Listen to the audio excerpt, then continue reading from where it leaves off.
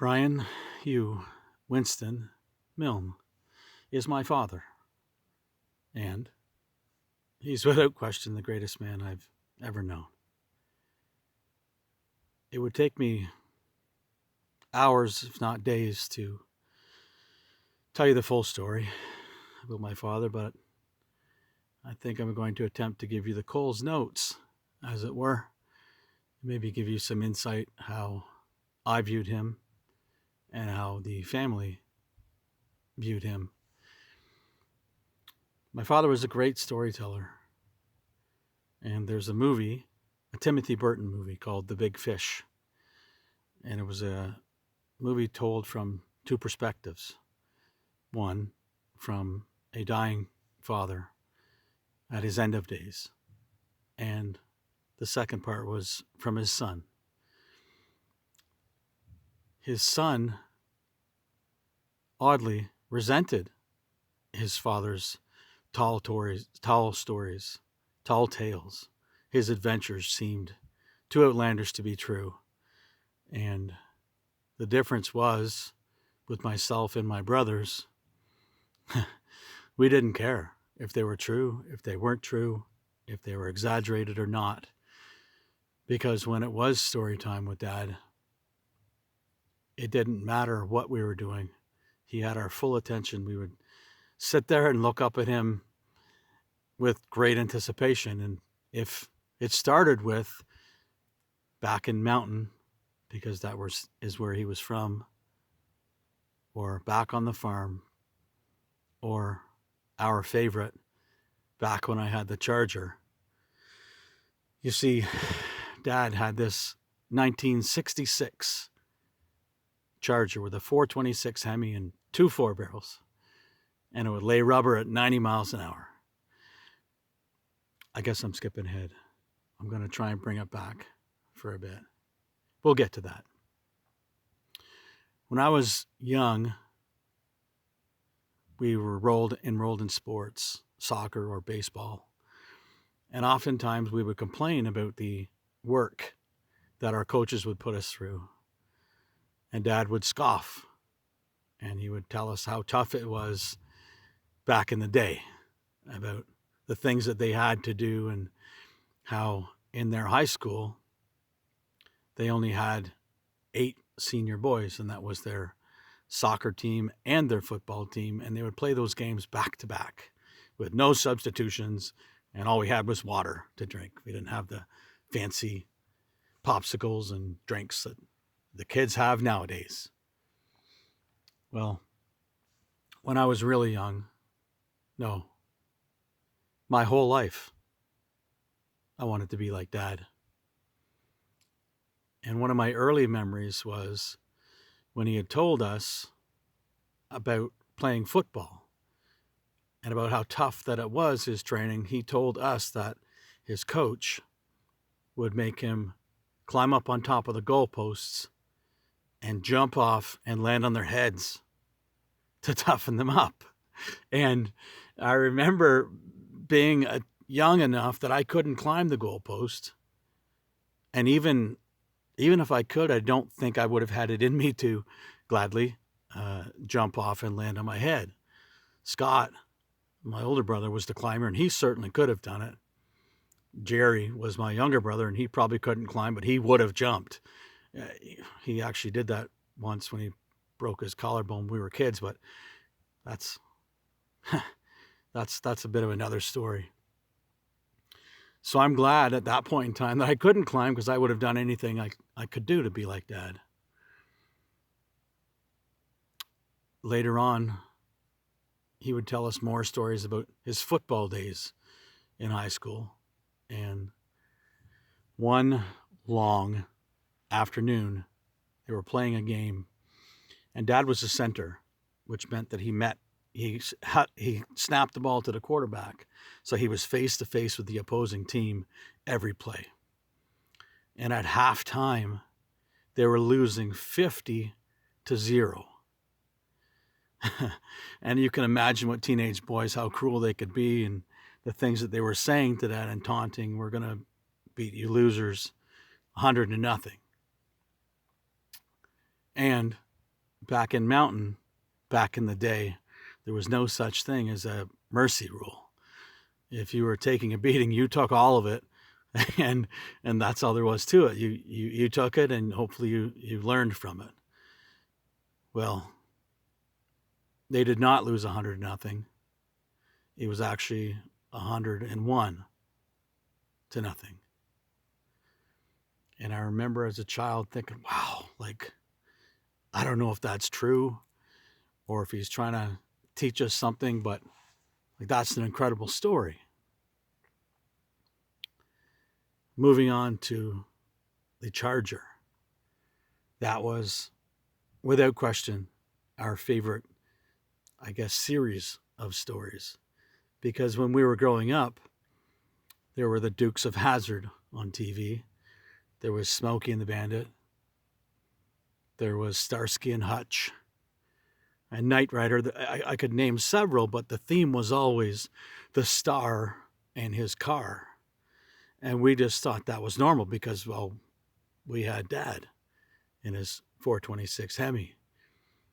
And we remember watching the Duke boys take these crazy jumps. And we would ask Dad, could you do that? Of course I could. I've jumped farther than that. And we couldn't get enough of it. He had us like at a snap of a finger anytime he wanted to tell us those stories. And we loved it. And in the latter part of the Timothy Burton movie, the latter part of Big Fish, his father, the son's father, did pass on. And the son felt he didn't get closure with his father because he did question him about the stories and about the legitimacy of his tall tales and adventures. And his father had always attested that they were true. And he's inside looking over the yard as people start to arrive at the funeral.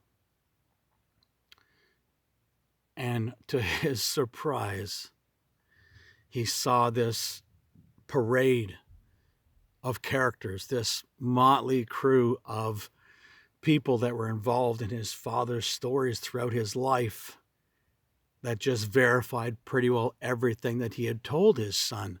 And his son was amazed. He couldn't believe it. Instantly he realized, my God, these stories, they were all true. Now, I remember I had this friend when I was younger, and her father had played football. And one of the funny things about the story is, but my dad, he didn't always have to be the hero. Thus, the 101-0 loss. And I was speaking to her about that specifically. And I don't know why, it was in passing. Just because it was a fun story. And she had went later and talked to her father that was about the same age as my dad and who played football at another school. And as fortune would have it, her father remembered such a game. And when I had heard that her dad remembered that game, I was filled with pride. I was filled with a lot of emotion. I was filled with love, with pride. Like, that's my dad. Like, even though they lost 101-0, it verified these tall tales that he would tell us. And it made it true, and it brought it home.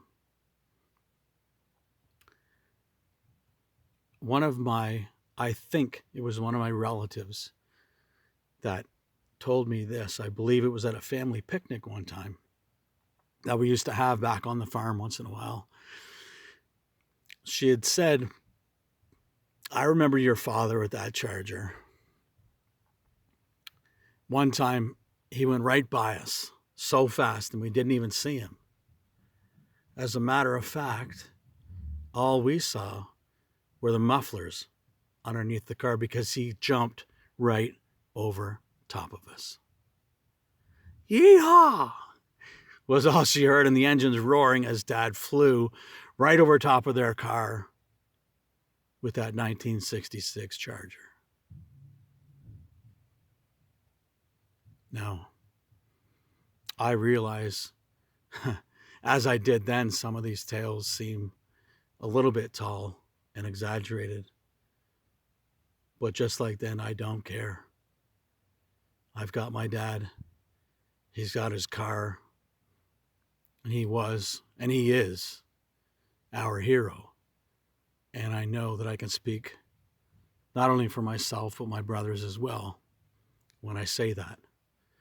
And I can also say that even between the three of us, we still don't make as good a man as what my father is. And when I call my dad a hero, he didn't rescue anyone from a burning building. He didn't rescue a kitten from a tree. Well, actually, I think he did do that. But he was the day-to-day hero. Every single day, he was making sacrifices and providing and giving his strength and his structure and his love throughout our entire life, and it never, ever stopped. The consistency of which he did that was probably lost on me as a younger person. But as I approach 50 years old now, it seems remarkable and unbelievable how someone could never falter, not one single day of his life. He was always consistent. He was always there. He is the foundation of this family and the rock in which we all lean on and we all need in our life. Now, there are a couple of more things that I would just like to add. It's got nothing to do with stories. In fact, these are just fun little anecdotes, I suppose.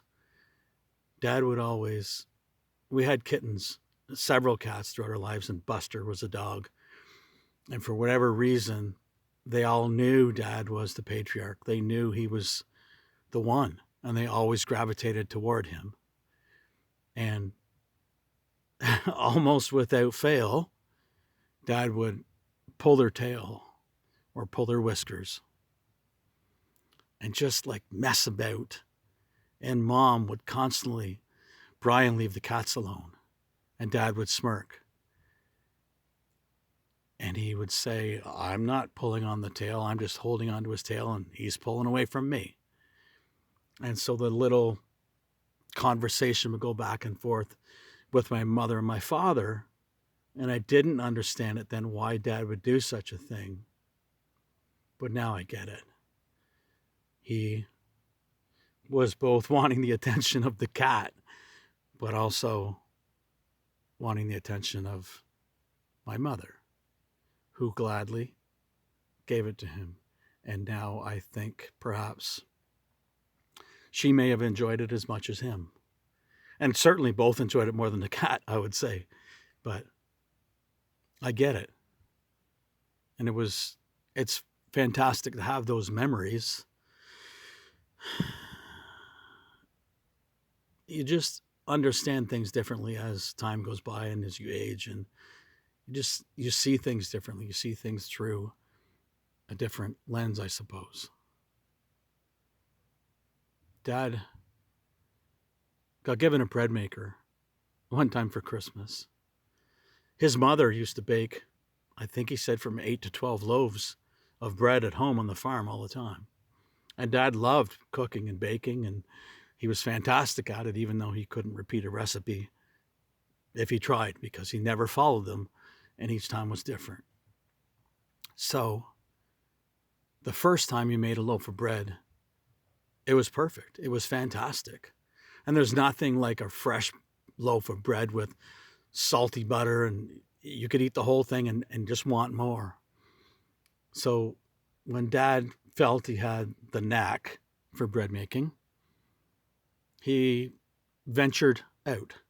He experimented And he thought, I'm going to make some cheese bread.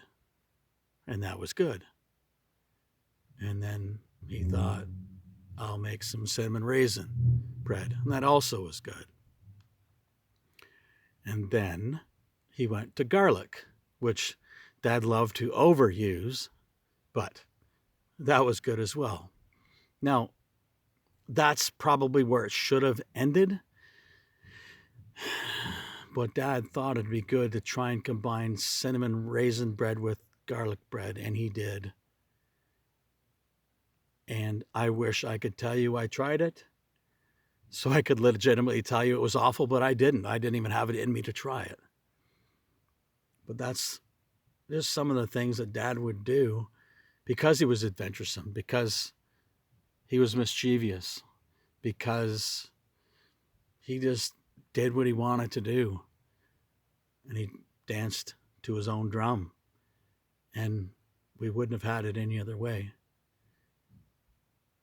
I've been lucky and fortunate to have the two best parents literally anyone could have. And I get told that from time to time from others, other people who see it, how they react to each other, how they love each other, how fantastic they are to their children. And I'm blessed and I'm thankful. And it's coming time to near the end of my father's life. And there's not much I wouldn't do to hear more tall tales and more adventures. I would love to hear another story about the Charger, or another story about back on the farm. Time is limited, and I think that we always believe we have more time than we actually have. That's a tough lesson to learn. Brian, Hugh, Winston, Milne is my father, and he is without question the greatest man I've ever known.